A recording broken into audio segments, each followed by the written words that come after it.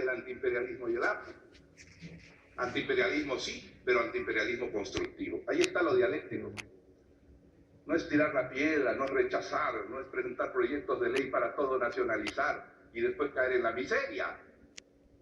Sino es comprender cuánto de ambivalente, como él dijo, tiene el imperialismo.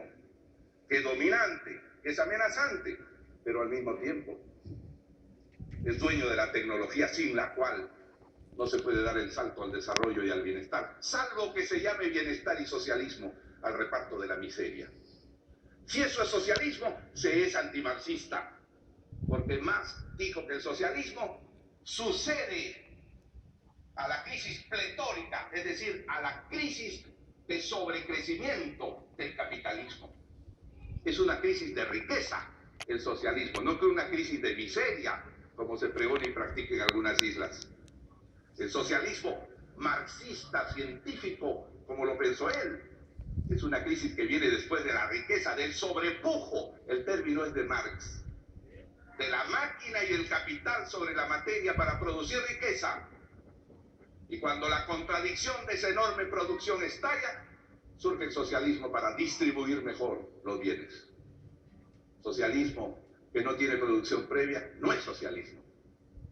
Es, como él decía, desdeñosamente, socialismo primitivo, socialismo utópico, que distribuye miseria, que distribuye ojotas, pero no tiene la fuerza de la máquina ni la capacidad de construir una sociedad mejor. Por eso aprendimos a pensar de allá de la torre, que ser rebelde no es ser tonto, que ser rebelde significa construir mejor una realidad, sabiendo tratar con ese imperialismo del cual hay que dominar sus arrestos de sujeción, pero del cual hay que saber aprovechar también las posibilidades. Allá de la torre, a lo largo de su prolífica y extensa vida, pudo medir las consecuencias de sus ideas, porque él confrontó varios mundos sucesivos. Cuando él salió como estudiante del Perú, él llevaba algunas ideas precursoras, rebeldes, y cuando llegó a Inglaterra y a Rusia, él se encontró con que esa Inglaterra y esa Rusia en los primeros años del siglo XX,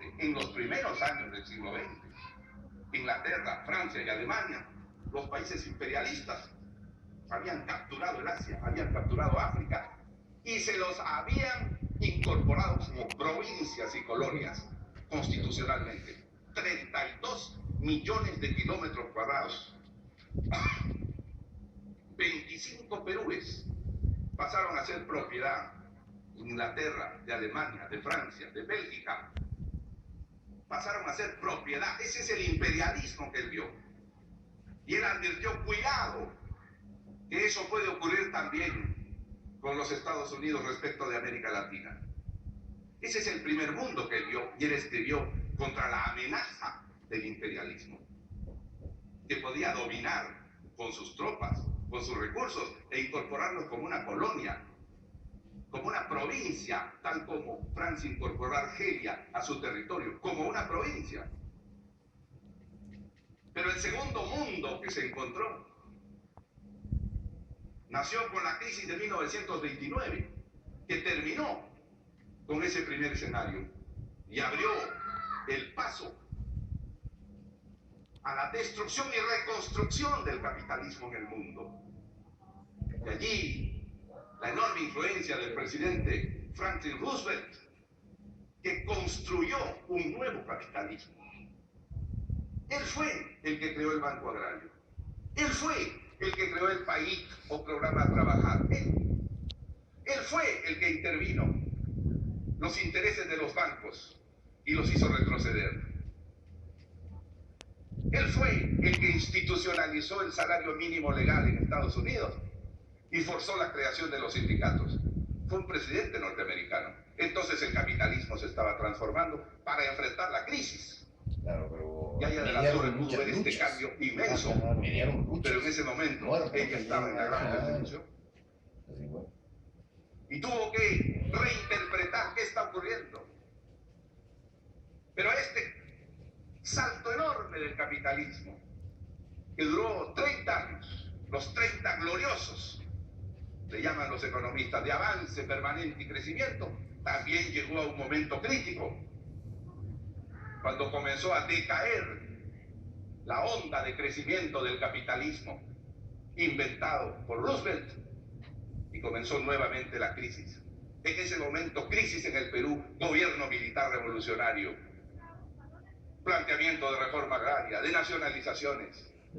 Y Haya de la Torre tiene que reenfocar sus conceptos para analizar este tema. Y dice, error. Por ese camino solo vamos a la miseria. Error. Están aplicando recetas que tuvieron validez en otro mundo y hace más de 40 años. Ustedes solo pueden generar un profundo endeudamiento del Perú. ¿Quién tuvo razón?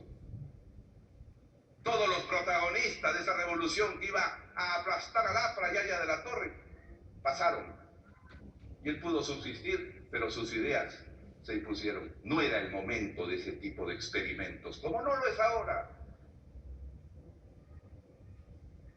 Haya de la Torre pudo aplicar su espacio-tiempo sucesivamente a muchos mundos que vio cambiando.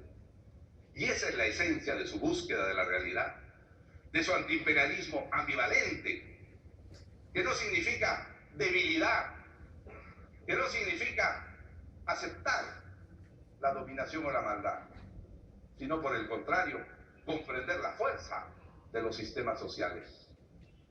Y creo que ese es un mérito del realismo de un verdadero revolucionario como Haya de la Torre. Es un disco. Pero él planteó, Sí, puedo grabarlo. y su vigencia Sí, se extiende sí. también por Creo eso, que tengo también. ¿Ah? la integración creo que tengo. continental como Bueno, respuesta bueno, al Me voy a imperialismo. ocupar, pero Lucho, yo me retiro, mano. Me están esperando gente. Ya. Cuando vemos Los Europa